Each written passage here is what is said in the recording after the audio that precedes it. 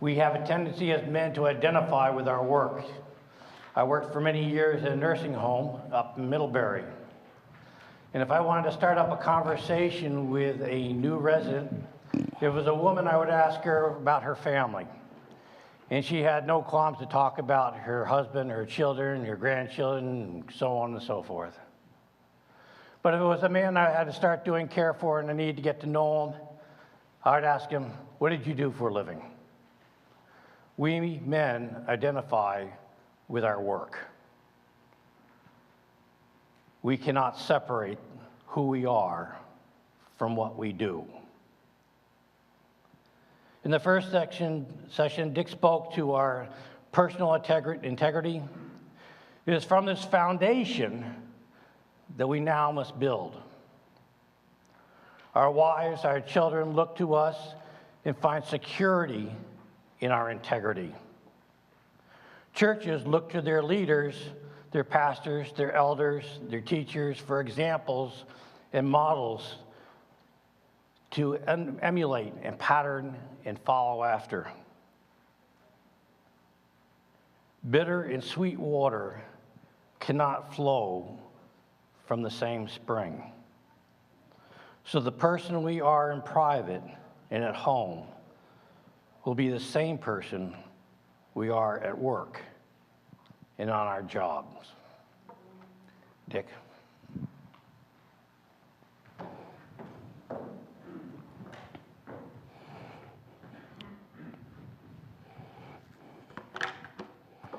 Welcome back to the Church of Flying Lumber.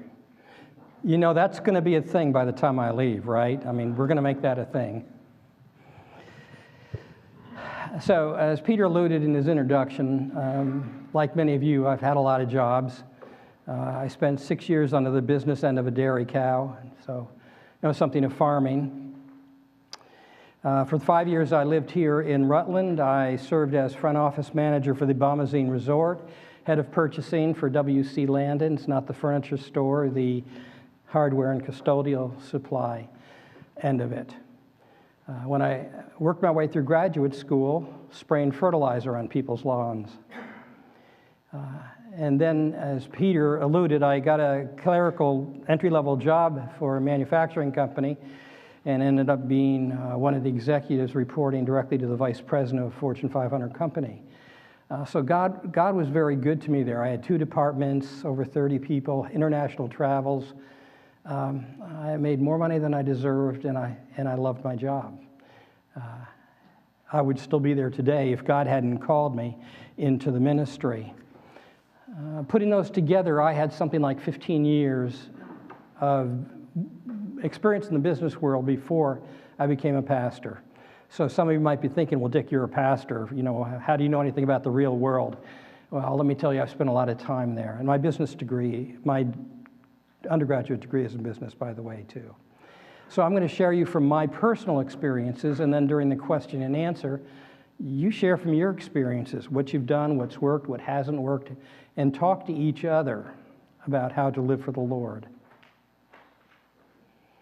Through all my different, by the way, the title here is Dare Daily on the Job, and I did that on purpose because I think if you've got a job in the marketplace, there's not a day goes by when you're not facing some dares. And it's only if we're walking with the Lord we recognize, whoops, this is a dare to do what's right or to just go along and do what everybody else is doing. This is a dare to take a stand for the Lord. This is a dare to have an impact for the Lord. This is a dare to live like a Daniel almost every day in the business world. In all my different jobs, I found 3 truths from work that are foundational to understanding the book of Daniel. So I'm going to introduce the 3 truths for you because those will establish how we look at Daniel in the marketplace. And the first truth is that work is the way God shapes me. Work is the way God shapes me. Work is not a necessary evil. God is a worker, and He created us in His image to be workers, wanting our work to express something of ourselves, to develop our capacities, to release our creativity, and use our work to touch the world for Him. Now, the fact is that every job has some drudgery and disappointment. Every job has some difficulty and some difficult times and some difficult people. And that means in every job, God uses that friction as a kind of heavenly sandpaper to shape our character and to shape our conduct. So God uses the tough times in our jobs to shape us into the men He wants us to be. That's the first principle to hold on to. The second truth is that work is the place where God uses me. It's not only the place where He shapes me, it's the place where He uses me. Because that's where we spend most of our time, isn't it? The average American will work 12 different jobs in their lifetime. Didn't used to be that way. I had a grandfather that worked for one company for 45 years. Right? It's not that way anymore. The average American has 12 different jobs, and the average American will spend 40% of their time at work. That means work is where you have the most contacts. It's where you have the most influence, and that means work, your job, rather than the church where you're sitting right now, is the place where the Lord wants to use you. The third truth is that work satisfaction depends less on what I do than on why I do it and how I do it. Your work satisfaction depends less on what I do than why I do it and how I do it. If you're working for the wrong reasons with the wrong attitude, you will not find satisfaction regardless of what the job is. And if you're working for the right reasons with the right attitude, you can find a high amount of satisfaction on any job. So let's look at Daniel and let's see how these three truths played out in his life and what they can teach us as we work in our everyday world. The first is principle, or the truth, remember, is that work is the way God shapes me. I think we're on the next slide now. Work is the way God shapes me. You might say, "Oh, Dick, my job is tough on my Christian faith." And God would answer, "Well, good, because that's where I grow your faith strong, is on a tough job." God teaches us patience through problems and through problem people. God teaches us dependability through the stress of deadlines and pressure. God teaches us all sorts of lessons through all of the different situations that we encounter work. Through chaos and change and conflict, God teaches you peace. Through having to take risks and step out of your comfort zone, God teaches you faith. So you might be going through some of those challenges, and you say, "This job is too tough. I don't like this job." You change jobs. Guess what? God's going to give you a chance to learn those lessons at your next job, and He'll keep giving you another chance to learn them until you learn them. The most important thing that you bring home, thanks, Peter. The most important thing you bring home from work is not a paycheck, it's the character that God builds in you. Sorry, I think he's getting me a glass of water. I'll be ready in a minute. So, work is the way God shapes me is the truth. Point one, under that, how does God shape me? Am I ready for tough times at work? Am I ready for tough times at work? Malcolm Forbes has said, if you don't have difficulties, problems, and disappointments at work, on your job, you don't have a job. In other words, thanks, Peter. Every job has problems, disappointments, discouragements, difficulties. Now, I didn't realize until I did this message just how often David faced tough times at work. So just hang on. We're going to go through some text here to see what I said. David, forgive me. That's going to happen periodically. Just forgive me when I do it. I'm talking about Daniel, okay? To look at some of the tough times Daniel had at work. Okay, chapter 1. Then King Nebuchadnezzar ordered Ashpenaz, his chief of staff, to bring to the palace some of the young men of Judah, royal family, and other noble families who had been brought to Babylon as captives. Train these young men in the language and the literature of Babylon.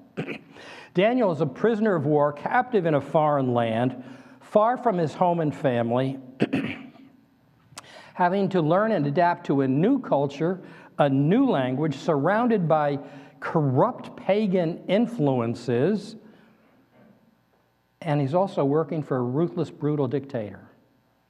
And if all of that isn't a tough work environment, to be a captive and a slave in a foreign land, in a different culture with no support system, and working for a very difficult man, Daniel has to choose to disobey the king. Now, that's a pretty tough day on the job, wouldn't you agree? Chapter 2 tells us the king was furious when he heard this, that is, that the wise men could not interpret his dream, and he ordered that all the wise men of Babylon be executed. Because of the king's decree, men were sent to find and kill Daniel and his friends. So, the king sent soldiers to kill Daniel for a failure he didn't even know about and wasn't a part of, but now he's going to be executed. Pretty tough day on the job. The third chapter is about Shadrach, Meshach, and Abednego. Daniel wasn't there, but he was part of the group. This is one of his friends. This is the culture. Nebuchadnezzar was so furious with them that his face became distorted with rage. He ordered some of the strongest men in his army to bind them and throw them into blazing furnaces. So, do you think being thrown into a blazing furnace is a hard day on the job? Probably. Chapter 4, Nebuchadnezzar has a dream that Daniel has to interpret it. That means Daniel is going to have to tell the king he is going to go insane. Now, do you think telling a ruthless king that he's going to go insane is a recipe for a healthy, long life? I don't think so. So we're told in chapter 4, upon hearing this, that is the king's dream, Daniel was overcome for a time, frightened by the meaning of the dream. Have you ever been frightened to speak the truth to someone in power? It happens. We're called to speak the truth to people in power sometimes, and it can be a hard day on the job. Chapter 6, Daniel's difficulty doesn't come so much from his bosses, from his co-workers. We're told because of Daniel's great ability, the king made plans to place him over the entire empire. Then the other administrators and high officers began searching for some fault in the way Daniel was handling government affairs. Daniel was the victim of a political hatchet job. Have you ever suffered from office politics? A boss that just didn't like you, so he arranged things to make your life miserable? Co-workers that tried to lie about you, to undercut you, rumor campaigns questioning your competence or your motives. That's what Daniel was the result of experiencing, only his could result not just in demotion, but in his death. Time and time again, Daniel seems to be going from one work crisis to another, from one difficult time to another. So that's why the first question is, do I expect tough times on the job? Because God would say, expect them. They're going to be there. That's part of life. That's part of serving me. It wasn't easy for Daniel, and it won't necessarily be easy for you. That'll affect your attitude if you realize, yeah, I'm going to have tough times at work. But this is what God has called me to. Second, we're under the category of God uses work to shape me, and the question to ask yourself is, does my work express my identity? Does my work express my identity? We read in chapter 1, verse 17, God gave these 4 young men an unusual aptitude for understanding every aspect of literature and wisdom. And God gave Daniel special ability to interpret the meaning of visions and dreams. God gave them certain interests and certain abilities, and they were a success because they were working the way God wired them. They were using the interests, they were using the abilities God gave them. God gave Daniel a special wisdom. Well, if he was a manual laborer, he wouldn't be using that ability, would he? And he wouldn't have been the success that he was. Part of their success and part of your and my success is, and our greatest job satisfaction is when we're working the way that God made us, the way that he wired us. 1 Peter chapter 4:10. God has given each one of you a gift through his great variety of spiritual gifts. Use them well to serve one another. Then everything you do will bring glory to God through Jesus Christ. Success comes from knowing the abilities that God gave you, from knowing the interests and passion God gave you, and then using them or finding a way to use them on your job.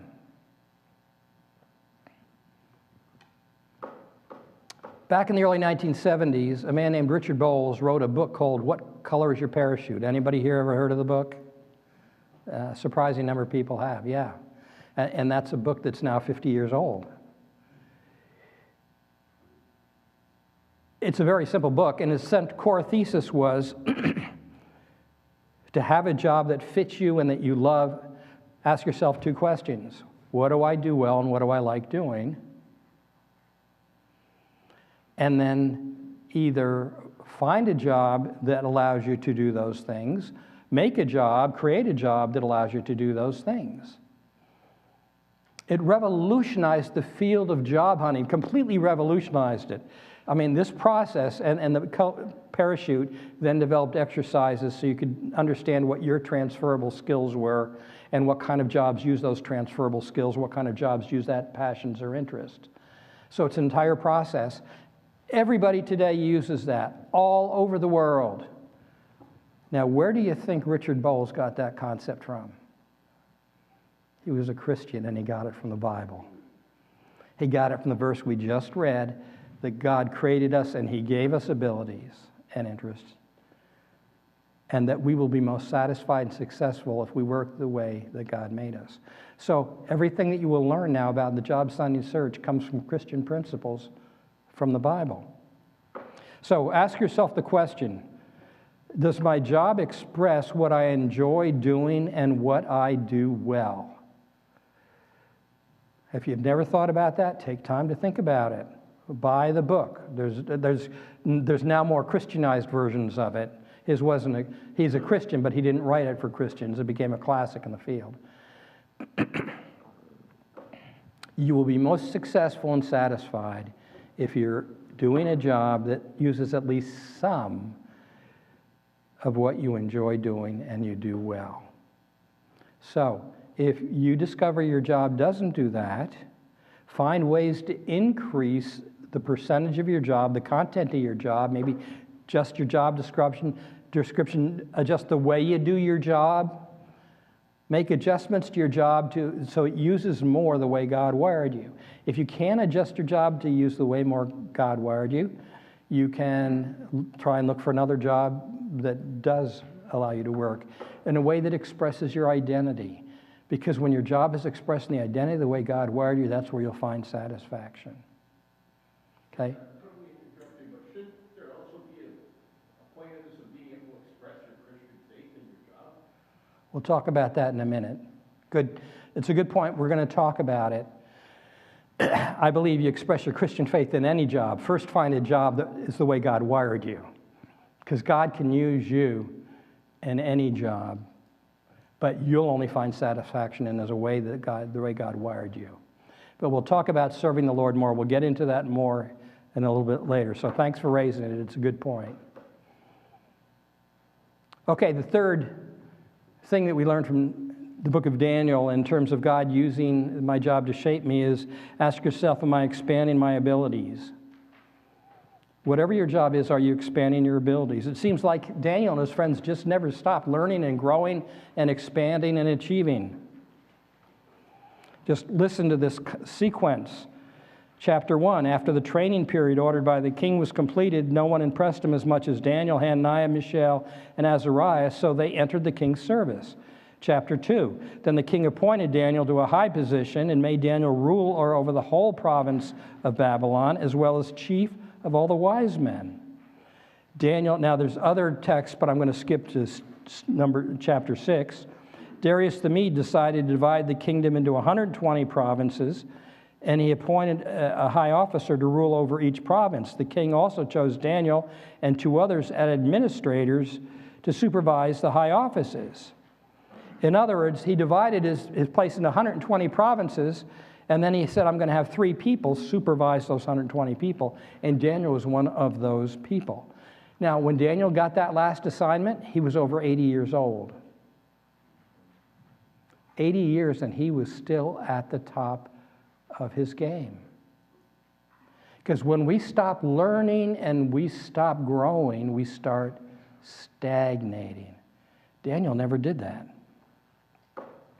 Ask yourself, am I continuing to learn and grow in my job? Like Daniel and his friends, were you always keeping up to date, always getting promoted, advanced, being recognized? You know, sometimes we aren't getting much out of our job because we've been so discouraged and disappointed with our job, we stopped putting much into it. Does that describe you this morning? You got so disappointed you're putting in the minimum required. I think they call it quiet quitting now, don't they? Just do the minimum necessary. Well, to get more out of your job, put more into it. Say, how can I come up with new methods? How can I come up with new motivations? How can I develop new relationships? Should I develop new applications? Always be trying to be on a cutting edge of finding something new, putting something different and new. Put more into your job, and you'll develop more out of it. Dr. Len Schlesinger, professor of Harvard Business School and former executive at Taco Bell, says, always hire for a teachable attitude, not for skills. Because if someone is teachable, you can teach them the skills. And if they don't have a teachable attitude, if they're not always learning and growing, if they're not teachable, they're not usable. You know why that is? U.S. News and World Report, in a recent article, said that workers today have to assimilate and use 24% more information than they had to 20 years ago. Processing 24% more information than we had to 20 years ago. The world is constantly changing. Our jobs are constantly changing. Technology is constantly changing. And if we are not learning and growing, we are falling farther behind. Daniel and his friends never fell farther behind. You know, they kept getting recognized and kept getting recognized and kept staying at the top of their game. So, ask yourself, am I continuing to learn and grow on the job? Do you have a job development program? Books, seminars, online courses, mentors, coaches, ways that you can keep growing and stay on it. As a pastor, I subscribe to book clubs. I subscribe to cassettes each month. I used an executive coach, a Christian executive coach, so that I could keep on with the changes of what was going on in the church. Are you doing that? You're giving excellence to your jobs that your job requires. Number 4, this is under the job shaping us. Am I setting appropriate boundaries, or am I driven by insecurities? Am I setting appropriate boundaries, or am I driven by insecurities? You know, the number one complaint I have had to the last 40 years as a pastor of men saying, my job is just about overwhelmed. I'm always exhausted. I don't have any time to do anything. Now, as having spent a fair amount of time in the corporate business world, I know the job can be overwhelming. I know it can make more demands for us than we can give it. And I know that today there's the tendency of businesses to want to run lean and get more done with fewer people, so they're making higher expectations. So certainly many of you may be working in conditions that can contribute to that. But I've also found out, in my experiences, Most of the people that are feeling overwhelmed, it's not because of the job demands. It's because of the things inside of them, their insecurities that are not in control.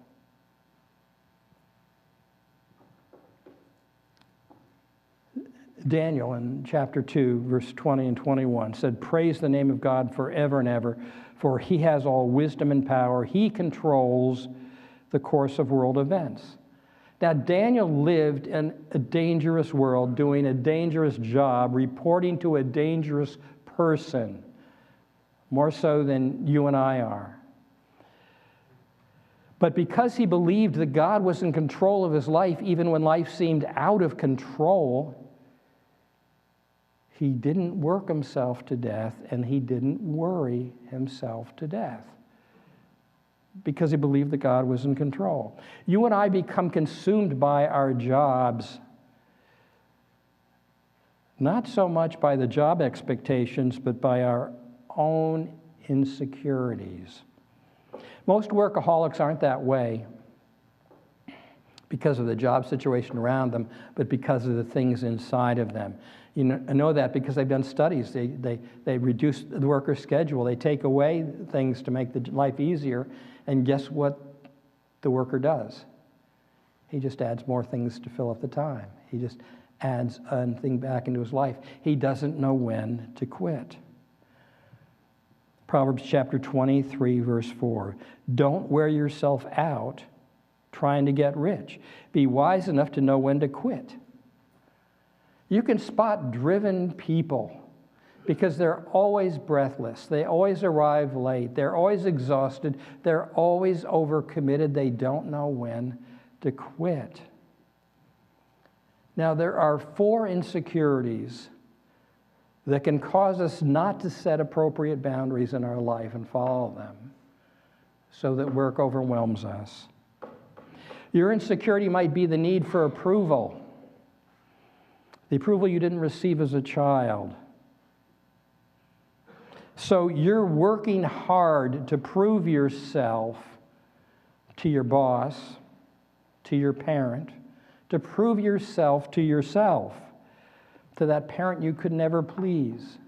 Somewhere along the line that you learned that your worth, your value is based on what you achieve, and it's based on your performance. So you're still working to earn approval of other people. And work will run your life if you believe your worth as a person is tied to your performance on the job. Can I repeat that? Work will run your life if you believe your worth as a person is tied to your performance on the job. Your insecurity might be the fear of failure. The fear of failure because as a child, sometime when there was failure, that brought humiliation and shame. You weren't allowed to make mistakes. Or when you made mistakes, you were laughed at and you were made fun of. So now you have to stay on the job and in control so that nothing bad happens, so that you won't run through the humiliation or the shame of failure. Work will run your life if you're driven by a fear of failure, because you can never do enough to make sure that there's not a mistake somewhere hiding that's going to trip you up. Your insecurity might be a need to be liked. Because you have a need to be liked, you never say no to anybody, that they ask you to do something or to be somewhere, and you can never say no, so you overload your schedule. It's cluttered with things that you're not particularly interested in, but you couldn't say no to. And your work will run your life if you're driven by a need to be liked. You'll always be overwhelmed and exhausted. Your insecurity might be a need for security. It's easy for us to think that if I just have enough money, then I'll be secure. If I have enough money, then I'm protected against financial upsets or financial losses or medical and health issues or problems. If I just have enough money, I will be secure. The only problem with that is every rich person in the world has proven no matter how much money you have, you'll never feel secure, because we live in an insecure world. And work will run your life if you feel like you have to work until you have enough to be secure. So, your job will consume you. You will fail to set appropriate boundaries if you're driven by your insecurities. And God wants to use your work to kill your insecurities. Question, does God guide my work, or do my insecurities drive my work? Does God guide my work, or do my insecurities drive my work? Psalm 127:2, it's useless for you to work so hard from early morning to late at night, anxiously working for food to eat, for God gives rest to his loved ones. It's useless to work too hard from morning to late tonight. God wants you to experience rest. If you're not resting, it's not because God doesn't want you to and God's not giving you a way to do it. You're letting your insecurities drive you rather than the Lord direct you. So are you working for the right reasons? Money, power, pleasure, and prestige are the wrong reasons to work. They just are. You know what? About half of Americans say they don't like their job, and when they're asked, well, why are you working? Those half of Americans say, I'm working so that one day I can retire. Now stop and think about that. Half of Americans are saying, I'm going to spend my life doing something I don't like so that one day I can stop doing it. Does that even make sense? If you're working for money, power, pleasure, prestige, you'll never be satisfied. Solomon, the richest, most powerful, and successful man of his time, says from personal experience in the book of Ecclesiastes, how meaningless to think that wealth brings true happiness. So I became greater than all who had lived in Jerusalem before me. I denied myself no pleasure, but as I looked at everything and worked so hard to accomplish, it was so meaningless. Money, power, pleasure, prestige are the wrong reasons to work. They will never bring satisfaction. What will bring satisfaction? When you're working to express your identity the way God made you. When you are working to expand and grow and increase your abilities.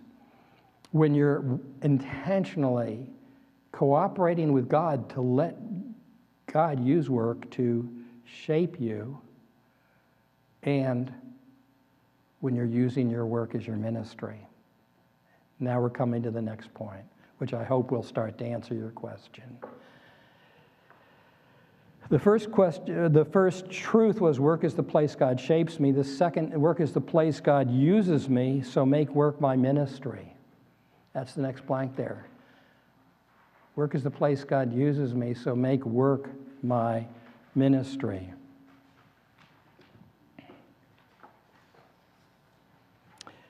Daniel chapter 6, verse 16. The king gave orders for Daniel to be arrested and thrown into the den of lions. And the king said to Daniel, may your God whom you serve so faithfully rescue you. Daniel's job was to serve the king, but the king knew Daniel was really serving the heavenly king. He was really serving the other God. Daniel knew whose boss was. Living in a godless land, Daniel knew that his ministry was his employment. And since you and I are living in an increasingly godless land, isn't our workplace supposed to be our ministry? Now, maybe you're not getting job satisfaction right now because your job description is too small. Rewrite your job description from selling product or serving clients or teaching kids to doing those things and representing the Lord in your job and representing the Lord through your work. Colossians chapter 3, verses 23 and 24 asks us to do that.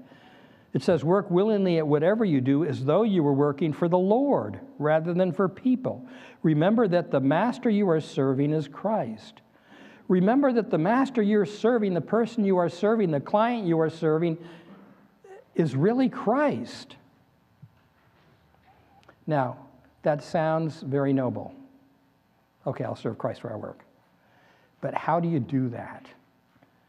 Well, I'm going to suggest there's three things. Make Christ my boss, make people my business, and make spiritual impact my product or my profit. Christ my boss, people my business, and spiritual impact my true profit. So let's look at that now. Let's break down work is the place God uses me. How do I make work my ministry? And I hope this is going to be interesting. Point 1, if God is my boss, ask, is my conduct above criticism? Is my conduct above criticism? Chapter 6, we've alluded to this before. When the administrators and high officers began searching for some fault in the way David was handling government affairs, they couldn't find anything to criticize or condemn. He was faithful, always responsible, always completely trustworthy.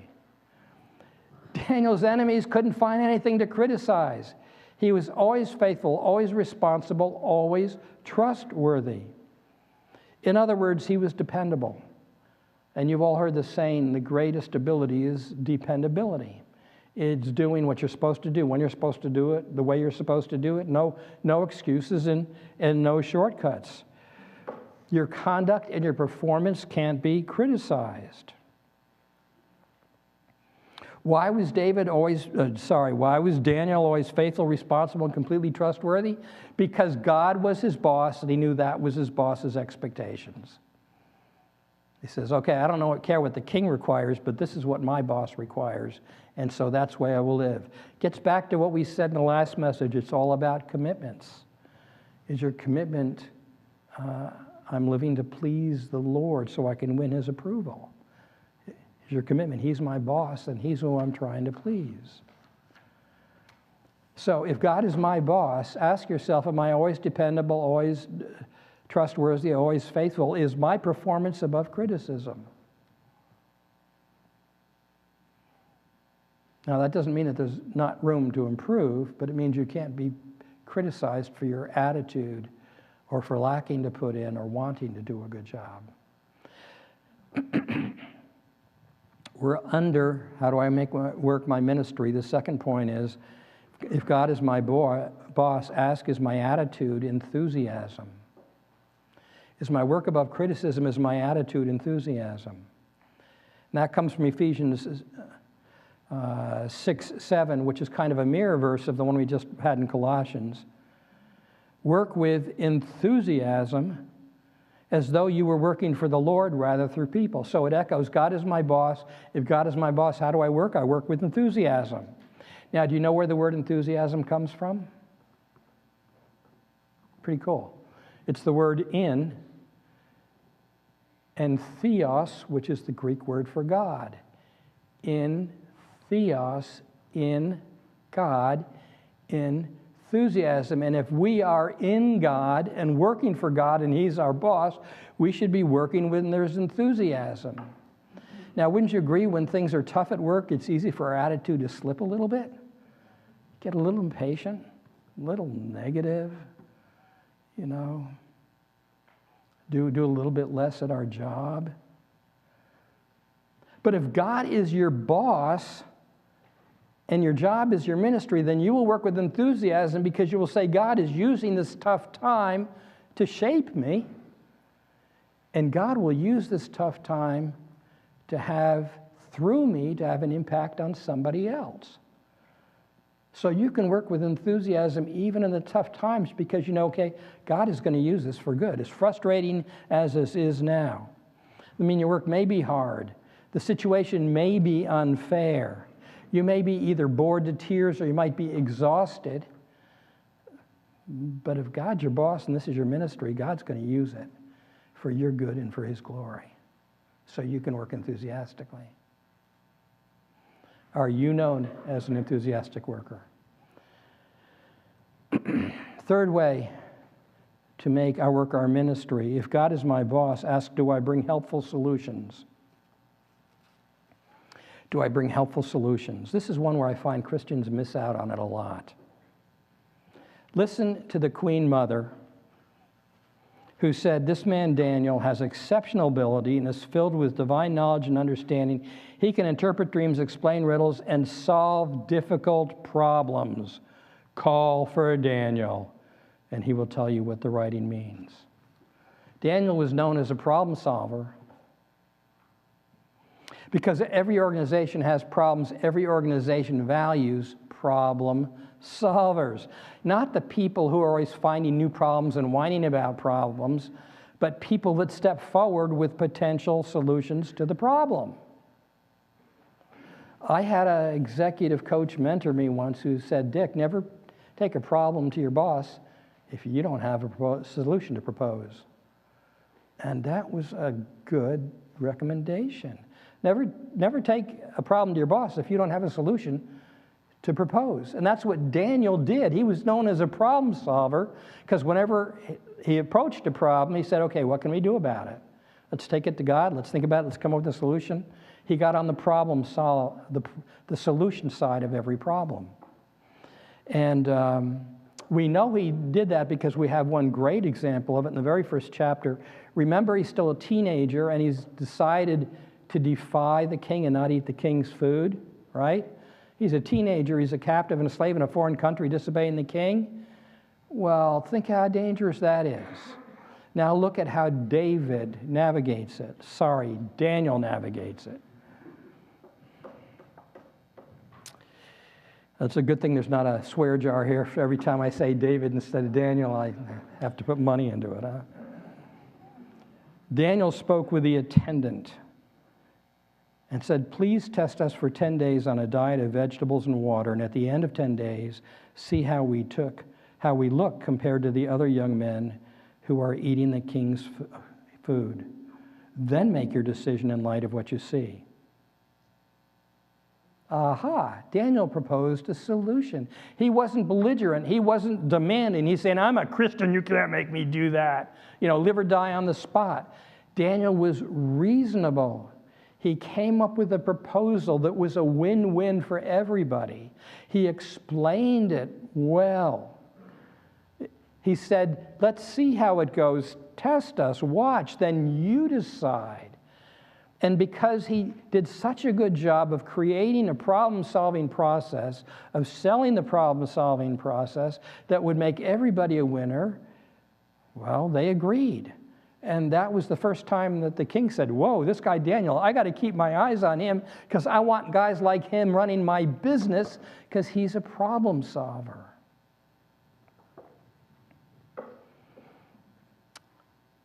If God is your boss, ask you to bring helpful solutions. Sometimes, as Christians, we get the habit of just complaining. This is an unfair workplace. I'm not being paid fairly. We aren't being treated rightly. I don't like the way this is done. I don't like the way it's... Well, you might have the truth on your side. In every situation, it might be true. But are you going to come forward with helpful solutions? And instead say, I was thinking of a way that we could do this better. I was thinking of a way we might be able to improve this. I was thinking of a way that we could make more employees or customers happy. Do you see the difference between the two approaches? Not demanding and not belligerent. I was thinking of a way that we can solve this problem, that we might be able to help this situation. Do you have the reputation as a problem solver or as a whiner? Number 4, we're saying, how can I serve God as my business, make business my work? And now we're on people are my business. We've looked at God as my boss. If people are my business, are my actions with compassion? Are my actions with compassion? Chapter 4 in the Amplified, Daniel has just learned of the king's dream, where the king is going to go insane. And we're told then Daniel was appalled and speechless for a while because he was deeply concerned about the destiny of the king. And Daniel answered, my Lord, may the dream be meant for those who hate you and its message for your enemies. Daniel has compassion for this boss, this brutal, ruthless dictator that everybody else hates. Daniel has compassion for him. And if your work is your ministry, people are our business, we will be known for our compassion, whatever your business is. Try spelling the word career, C-A-R-E-E-R, right? Now take the first 4 letters, C-A-R-E. What does it spell? Care. And every career is a God-given opportunity to care for people with His love in His name to advance His kingdom. Help the people who work with you or report you find more satisfaction and fulfillment on their job. Make that your job, to help them find satisfaction and fulfillment. Help the people that you serve to feel valued and to feel cared for, whatever the way that you're serving them. A coworker who offers to babysit for a single mother so she can get a night free from the kids. A manager who writes a thank you note and says, you know, I don't take for granted all the effort that you put in here. A manager who arranges to flex hours so an employee can pursue continuing education even though it doesn't meet company policy. A construction worker who brings a hot lunch first day for the new guy on the job. Whenever you are quick to help, quick to share, in the name of Jesus, that act of compassion, you're turning your business into your ministry. So, if God is my boss, there's some things you should do. If people are your business, there's a way you should do business. The next truth was, is spiritual impact my goal? That's number 5, is spiritual impact my goal? Now, we're going to talk about that more in the very last session. So I'm not going to get into explaining that now. Making spiritual impact your goal, sharing the Lord on the job, we're going to have a whole session on that. I want to tell you a story, and I need to check when this session was supposed to end.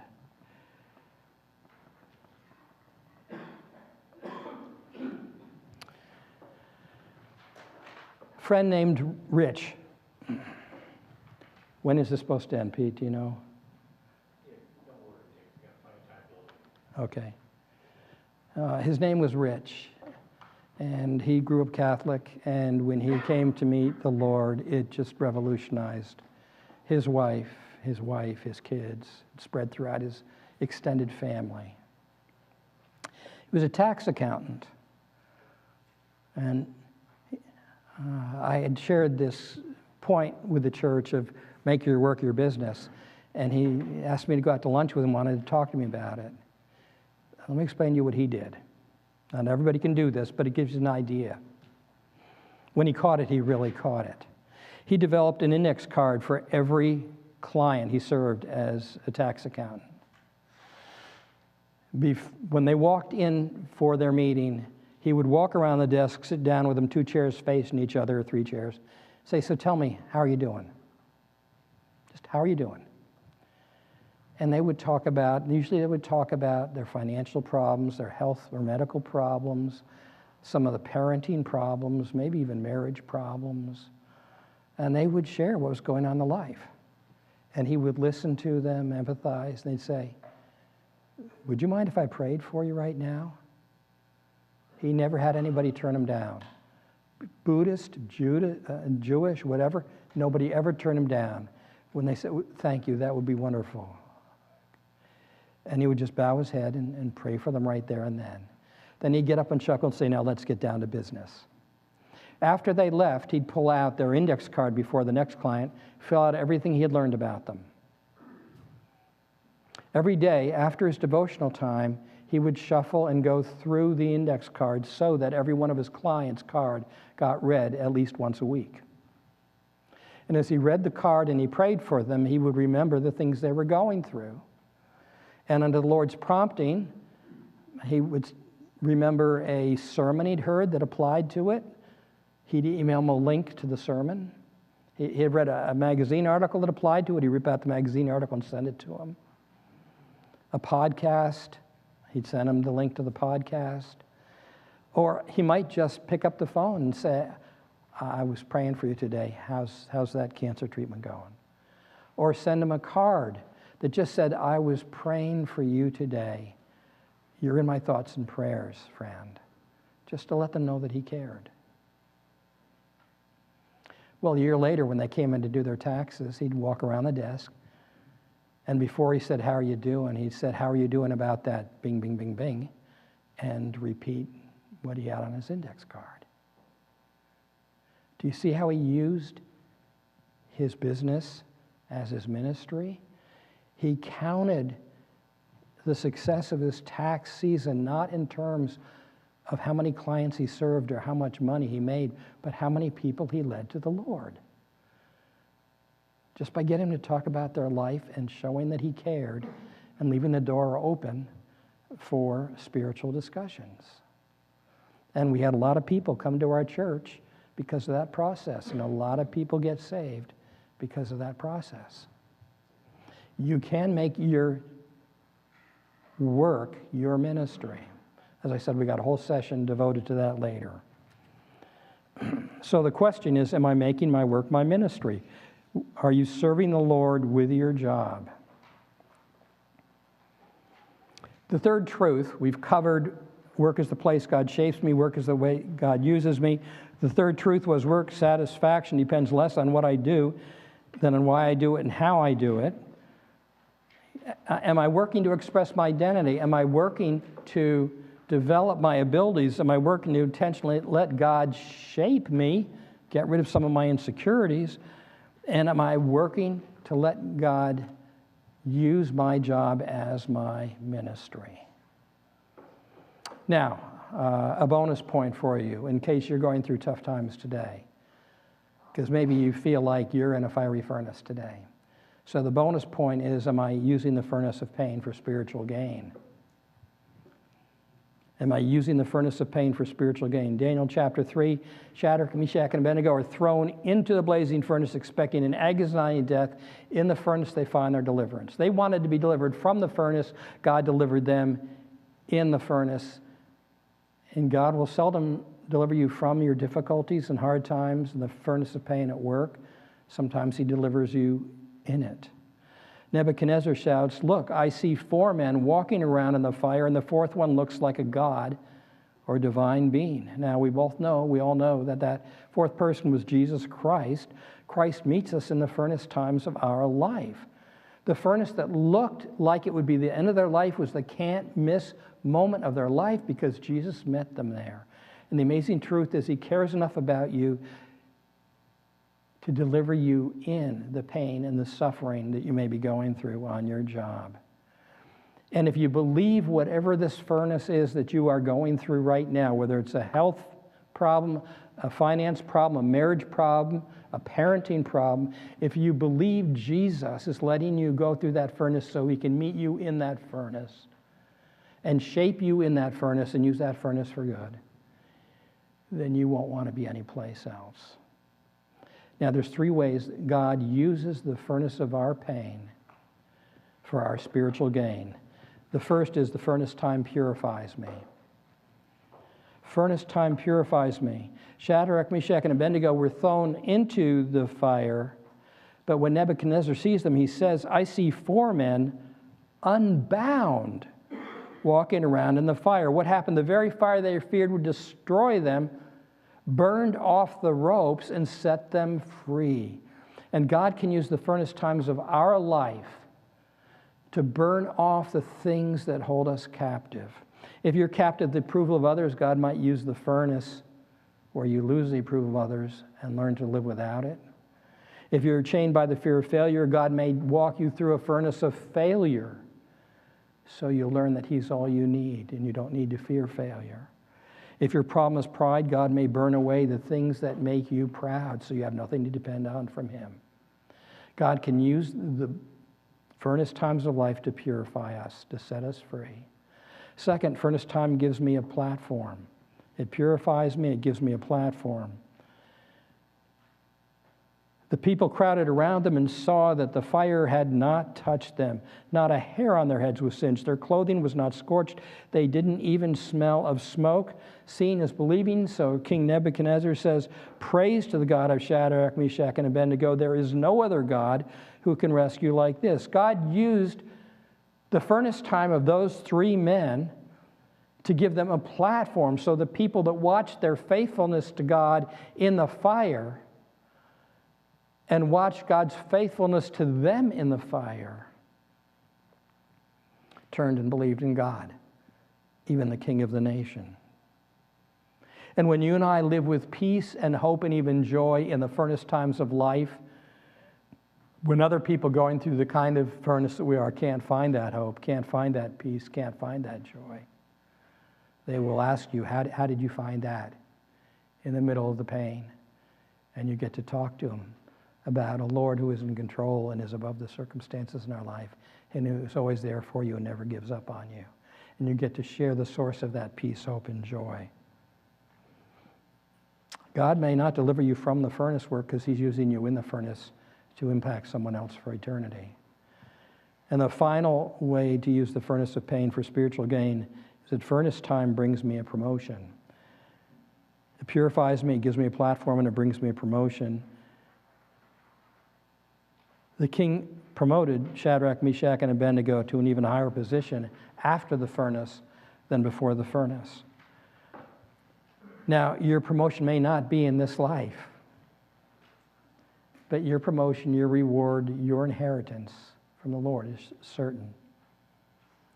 Daniel chapter 12, God says to Daniel, "As for you, go your way until the end. You will rest. And then at the end of days, you will rise again to receive the inheritance set aside for you." I love the way the Message paraphrase it. Daniel, go about your business without fretting or worrying. Guys, go about your business without fret or worrying. Relax. When it's all over, you will be on your feet to receive your reward. You can use your business as your ministry. You can serve the Lord on the job where you are now. You can dare daily to live like Daniel. Okay, I'm sure that raised some questions. As I said, we may call on Jim to answer some of them, or he may volunteer.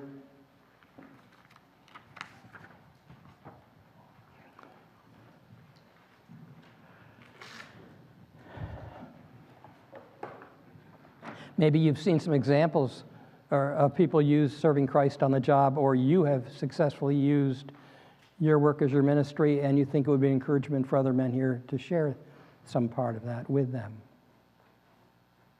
Yes? I'll start on the point about work establishing our identity. One of the things that I did in business was I used temperament, and in this church we shared spiritual gifts, so we have ways of determining our spiritual gifts. Those exercises were very helpful in helping me and other people understand what God made them to be, to find that satisfaction. What's your experience in that? And spiritual gifts? And using, finding, developing their spiritual gifts? Yeah. And business temperament was an important factor. Oh, it's a critical factor. Because it's not just in work, it's in the rest of your life you're going to get more satisfaction, fulfillment if you're living the way God wired you, as well as you're working in the way that God wired you. You know, my experience 50 years ago was people wanted a job, they opened the newspaper and just said, well, what's the closest, what pays the most money? Not any thought as to whether it fit or not, right? And so this whole idea was eye-opening to me from our fellow Christian Richard Bowles when he said, how did God wire you? Because that's the way he wants you to work. That's the way he wants to use you. That's the way you find joy. That's also the way you find joy in ministry here. All right? It's not, okay, we need more teachers in the nursery, so guys, we need you to volunteer for the nursery, and you're going, oh, I'm terrible with rugrats. I scare them. I don't like them, okay? That's not going to be a point of joy for you, is it? But there's some ministry in this church that you're wired to serve in, and the church needs you to serve there, and when you're serving there, it will bring you great joy. I mean, I had several different careers in my life, and I liked each one, but it wasn't until the last one where I was coaching pastors and doing church consulting and running pastoral churches, I said, this is my sweet spot. You know, I was 55, and I said, Lord, everything you've done up to now has been to train me for this. And I saw how my business degree helped me for it. I saw it, how I worked in sales, it helped me for it. I saw how international marketing helped me for it. And I saw how God used each of those pieces to shape me so that when he wanted me to be pastor, I was a whole lot better pastor than if I hadn't let him shape me through those things. And if I hadn't asked the questions, what am I really good at? And what do I really enjoy doing? Otherwise, I just would have, what pays the most money, what has the most perks kind of thing. So I'm a big believer in trying to shape your job that fits you better if you don't think it fits you well, or maybe consider a job change. But spiritual gifts should drive a whole lot of our life, because that's where you'll get your satisfaction and joy. Yes, Adrian. Question about work and family. I don't know if this falls in line with that. Like, I know what I'm good at. I have a job that I like to do, but I'm not sure if it necessarily fits our family dynamic. What would you say to that? Mm-hmm. As it relates to being a Daniel? As it relates to being a... Yeah, a Daniel, like daring to be Thank a you. Daniel. Thank you. Unfortunately, lots of careers don't necessarily nurture a strong family dynamic. Okay? If you're a firefighter or policeman, you work odd hours and odd shifts, and sometimes you're working when other people are a nurse. You're working odd hours. You're up and working when your family's asleep, and vice versa. That's only one example. There's lots of jobs that can make family work difficult. A traveling salesman, you're on the road from Monday through Friday. How do you build a life around that? My answer to that is every job has different challenges. And every job has things that are a challenge to your life. And it may be schedule, it may be values, it might be other impacts with your family. And you have to look for the trade-offs and say, how can I offset that with some other benefit? Now, for example, I worked 60-hour plus weeks. We were planning a church. I was the only pastor there. I was on call 24/7. My kids didn't see a lot of me, but what I had was flexibility. I could get off in the middle of the day and be at their sports events when other dads couldn't. I could be there for special occasions. I wasn't on the road like a lot of the businessmen in my thing were. So we made the adjustment and to just make maybe not as much time, but quality time, because that was what the job demanded. Comp time is another situation. If you got to put in a lot of time at business, and sometimes you go through periods where you're working lots of hours, you're working weekends, then take comp time. Try and take more time off before or after the time that's going to be the overload, if your work has seasonal things. But maybe you've got a more clear example of how the impact of your job on your work that I can address. That was a question. Can you be a little bit more clear about the impact or the challenge of your job relative to your family? Yeah, no, that's good. That's actually a good reminder. So yeah, I think that Okay. that's good.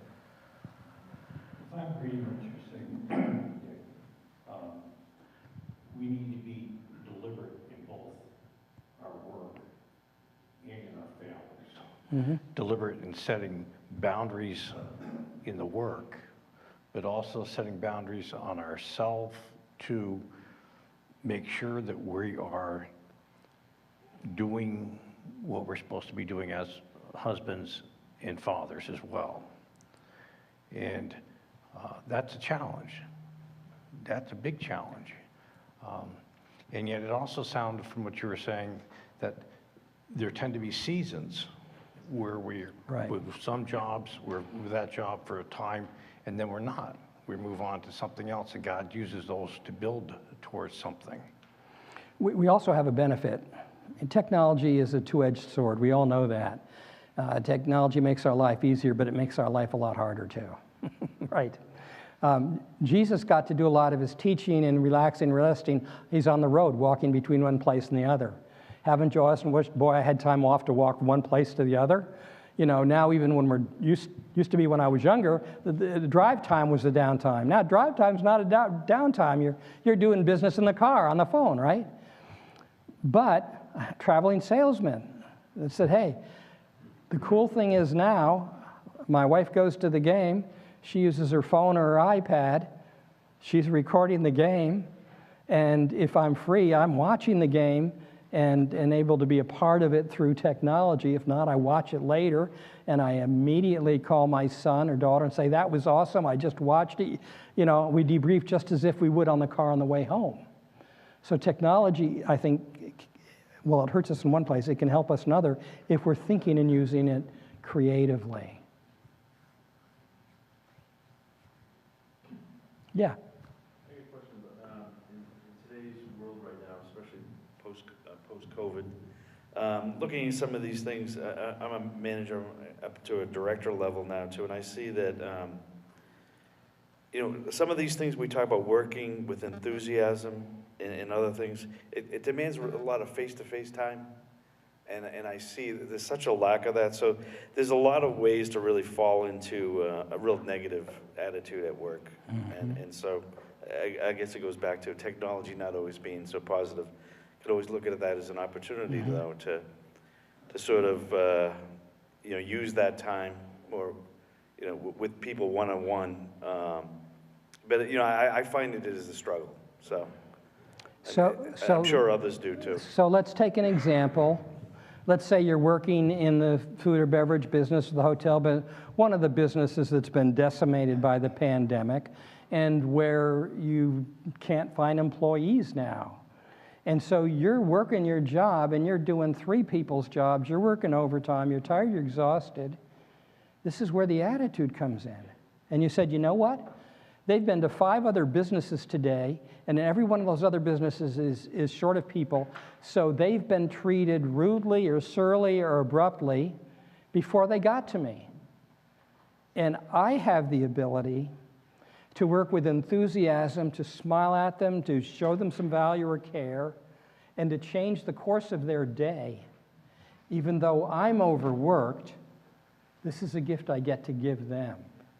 We take our eyes off from ourselves and make it sacrificial work and service and say, yeah, this is terrible, but you know what? I got to serve them anyway, and I can choose whether I'm going to serve them in a surly mood because I'm upset, or I'm going to serve them with enthusiasm and compassion because I'm a representative of Christ.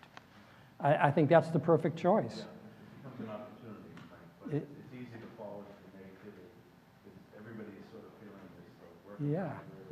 And everybody is sick and tired of being served by understaffed. I was driving to this elders retreat last weekend that I was leading, and there was a restaurant, and their big sign just said, "We are fully staffed." That's all they needed to say. It didn't even matter if their food was bad. We are fully staffed. Come here. So if you understand the point is when things are worst at our job is when we shine brightest. And because you know what? The employees around you, they're negative. Their attitudes are bad. They're grumbling. So when you say, that's not who I'm going to be, same environment, same furnace, you stand out. That's when you have the platform. That's when you're the light. And it's all an attitude change. It just is. Have any of you experienced that from other people? Or you walked away from a cashier experience and said, wow, that was refreshing and encouraging for a change. You love that. You want to go to that business. You want to know more about that person.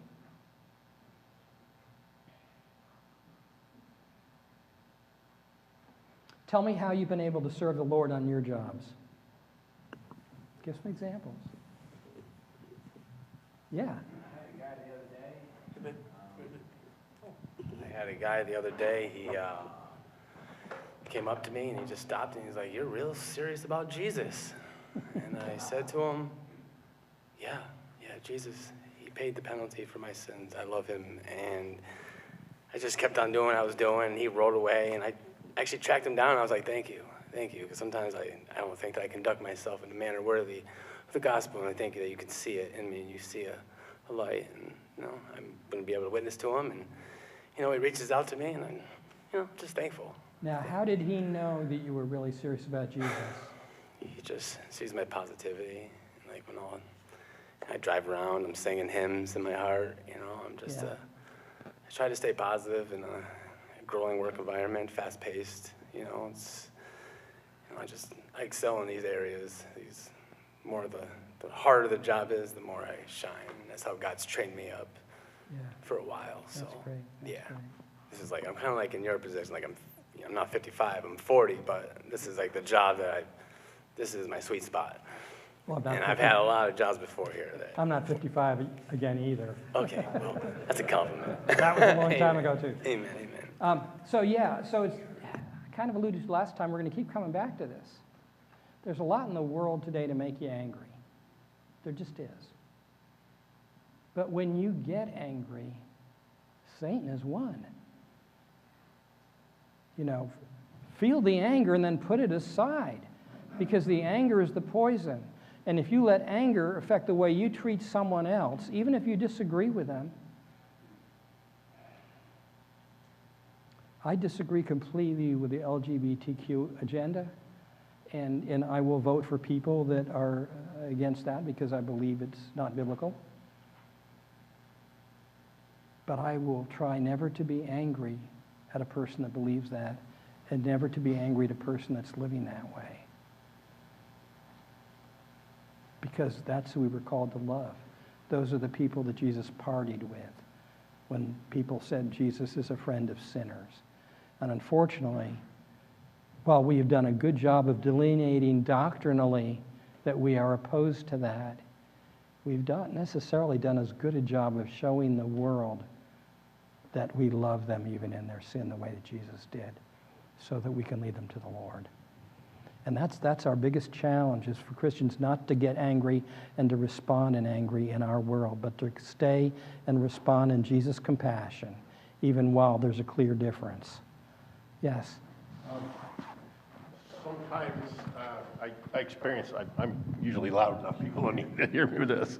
So one of the things, there we go. Yeah, keep this thing. So one of the problems that I experienced one time, I worked for Dartmouth College for a while. And my Christian attributes shone through to students that I had in a class. And I was asked to pray with those students. And I led a prayer with those students.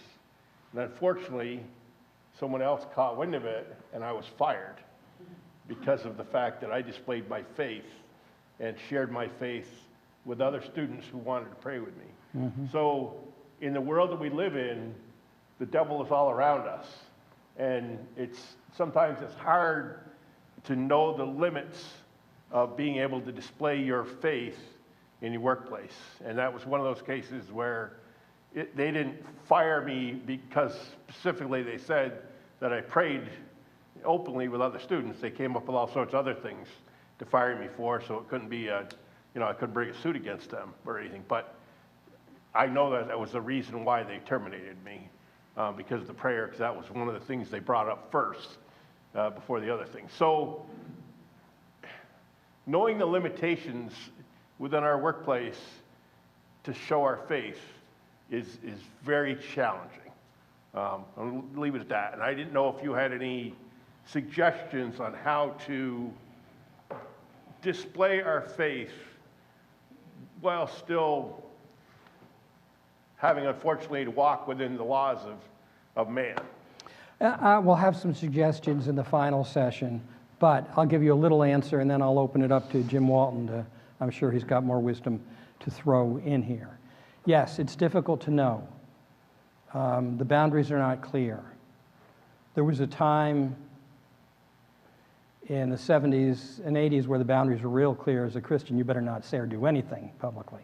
Then we won some court battles, and then things started to turn the way, and some school systems started to open up and allow Christians to do things and say things in the school and classrooms that we hadn't been allowed to do before. But then the tides come in and go out, and the tide's running in the wrong direction right now. And unfortunately, it's hard to know because the laws aren't clear. The courts aren't making the laws clear because the courts are disagreeing with each other. And one court here will decide this thing, and another court will decide a completely different thing on the same issue. There's a disagreement on the court level. So I think the bottom line is, yeah, it's a hard line to know. You can't always know the line. So you just do what's right. You do what Daniel did. You do what's right. You try and do it reasonably. You try and do it without being disagreeable. And then the results are in the Lord's hands. And, you know, what I would say is, even when you're fired for the wrong reason, you choose how you respond. And for the next year, you can be bad-mouthing Dartmouth behind everybody's back, or you can say, I believe what Dartmouth did was wrong. I believe they weren't honest. I believe they didn't have cause. But I'm going to keep doing my job, and I'm not going to badmouth that school. I'm not going to put the school down. In other words, still be a positive influence in society, rather than getting angry. Well, that's what I said a minute ago. It's about the anger, isn't it? Because then you're stuck in your anger, and stuck in your anger, we're not a witness. So I'd say the most important thing is, how do you respond when life is unfair? So thank you for sharing that. Go ahead. I just wanted to share a little bit on what you're talking about, because most of us have jobs when we're on the clock and off the clock. And when I was working at the nursing home, when I was on the clock, I had definite restrictions as to what I could say or do. But once I punched out, my employer had a whole lot less that he could say about how I interacted with some of my people. So, for example, I had a woman that was dying. I had worked that evening. After my shift was over, I went and sat down with her alongside of her bed, and she had a Bible sitting up on her shelf. I took the Bible down. It was the family Bible, had their name inside of it, and I started reading to her. I was reported. I was called into the director's office. He said, you can't do this. I said, first of all, I was on my own time. I was not on your clock. And second, it was the family's Bible. She was a Christian, or at least appeared to be a Christian. And so I was able to circumvent some of those issues in that manner. So we need to be, as Scripture says, wise as serpents, and know when we're working for our bosses, we have to work within the limitations that our boss puts on us. But when we punched out, our bosses no longer have limitations on our lives, and they can't control how we interact with the people that we come in contact when we're working. I think that's a good point, Peter, and thank you for that. But I think part of the point was, if they want to get rid of you, they'll find other reasons to do it. And so you can do it off the clock, and they can be upset that you did it, even though it was off the clock, and they'll find a way to get rid of it. And I just said, okay, that's never been different in our world for Christians, except for maybe 200 years in America, okay? But for the rest of society and around the world, it's been that way. And so, like we said at the very beginning, get used to it, adjust with it, live with it, and just keep showing the love of the Lord in it. That's what you do. Jim, did you want to add anything to that from your perspective? I don't know, I just hate to delay things, but I'll say briefly, Ecclesiastes says that to everything there's a season and a time for every purpose under heaven. There are some times when speaking is just not a viable option, and you have to live your life as a believer, and that the Holy Spirit will let that life show, and that there are times when speaking is appropriate. We have to be, in that sense, good stewards of our time at work and aware of our environment on the work job, so that we have to discern when speaking is not the proper course and just let our life show. It's not always easy, but then as the friend who shared here, there's sometimes, because you have lived your life well, someone will open up an opportunity for you to speak, and then you roll with what the Spirit has given you. Okay, I think we need to move to lunch now. You can keep this conversation going over lunch, right? Yeah, we're going to go to lunch now. Pray here, and go through the doors, down through the bottom of the old building, up the staircase, and into the fellowship hall upstairs where lunch is waiting on us. So let's look to the Lord in prayer and give thanks for the food that's about to be eaten. Our Heavenly Father, we do thank you for drawing us together this day. We thank you for the messages that we've listened to. They have been both challenging and encouraging at the same time. Father, we ask that you continue with this message this afternoon, but right now, we ask that you restore and refresh our bodies with the food that you prepared for us. We come before you now giving thanks in your Son's